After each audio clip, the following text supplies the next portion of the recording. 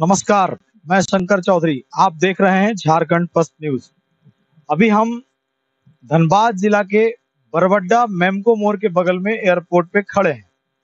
यहाँ क्यों खड़े हैं तो आपको बताना रहे हैं कि कल जो है दिनांक 1 मार्च को भारत के प्रधानमंत्री का आगमन यहाँ होने जा रहा है। धनबाद के धरती पे लोकसभा चुनाव को देखते हुए उनका यह कार्यक्रम बना है और एक उनके साथ एक कार्यक्रम और जुड़ा हुआ है जो सिंदरी में हर्ल फैक्ट्री का उद्घाटन वो करेंगे।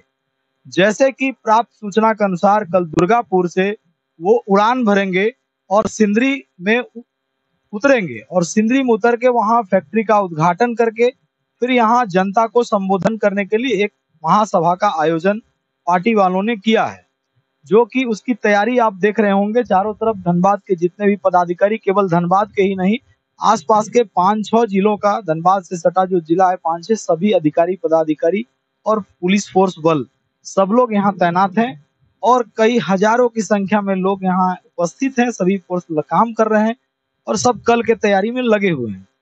लेकिन चूंकि हम आपको ये तैयारी तो दिखा ही रहे हैं, लेकिन कुछ बात प्रधानमंत्री जी तक कहना चाह रहे हैं कि आप जिस धनबाद में आ रहे हैं उस धनबाद की दशा को एक बार जरूर अपने अंतर मन से देखिएगा।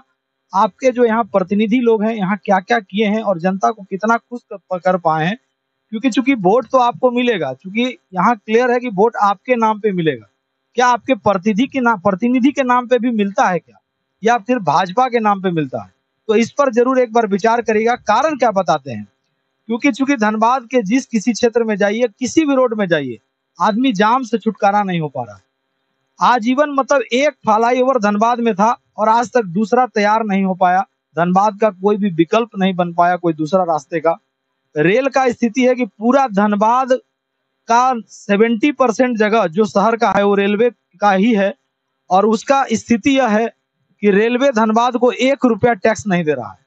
और धनबाद के जो ग्रामीण जनता है, धनबाद के जो अर्बन क्षेत्र के जनता है, शहरी जनता है, उनके वार्ड में एक एक जगह पर टैक्स लगता है। यहाँ तक कि अगर उनकी खाली जमीन है, अगर उसे भी उसे रजिस्ट्री कराना है तो उसे पहले होल्डिंग कटवाना पड़ेगा और तब वो रजिस्ट्री करा सकता है।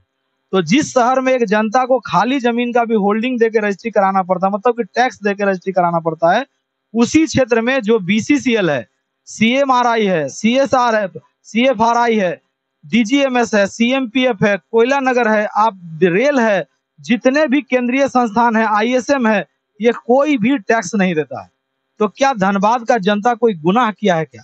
अगर धनबाद का जनता का कोई दोष है तो वो भी आप मन से जरूर शेयर करिएगा कि धनबाद का जनता कुछ पाप किया है और इसके लिए वो टैक्स भर रहा है। अगर कोई पाप का टैक्स है तो हम लोग भरने के लिए तैयार हैं, नहीं तो कम से कम धनबाद में जितना केंद्रीय संस्थान है, जिसे कि हम बताए कि आईएसएम है, डीजीएमएस है, सीएमपीएफ है, बीसीसीएल है, रेलवे है, हर्ल है, एफसीआई है, एसीसी है, तो इस तरह का जितना भी संस्थान है, हम सबसे चाहेंगे कि वो सब लोग टैक्स भरें ताकि धनबाद के विकास में जो बाधक बन रहे हैं वो बाधक से दूर हो, शहर का विकास हो, शहर में फ्लाईओवर हो, रोड का आवागमन बढ़िया हो। दूसरा आप देखेंगे कि हर एक मोड़ पे जहां जहां ट्रैफिक पुलिस होता है, एक भी ट्रैफिक पुलिस के पास खड़ा होने का कोई जगह नहीं है। सारा ट्रैफिक पुलिस रोड पे खड़ा होती है, ना उनके पास कोई ऊपर छाता नुमा कोई जगह बना हुआ है। माने धूप गर्मी रहे तो भी ट्रैफिक पुलिस वही गर्मी में काम करेगी, बरसात है तो भींग के काम करना है, ठंडा है तो उसका कोई बचाव का उपाय नहीं है। और इसलिए यहाँ का ट्रैफिक सिस्टम पूरी लचर व्यवस्था में है। क्योंकि आप आए हैं धनबाद, प्रधानमंत्री का आगमन होगा तो अभी तो सब कुछ टंच हो जाएगा, सब तरह से देखने में बढ़िया लगेगा। लेकिन चूंकि आप चले जाएंगे तो फिर धनबाद का स्थिति जस का तस ही रहेगा। तो हम कम से कम जो लोग यहाँ देख रहे हैं और जो बात प्रधानमंत्री तक पहुंचा सकते हैं, वो कम से कम ये पहुंचाएं कि धनबाद का ट्रैफिक व्यवस्था कैसे सुधरेगा।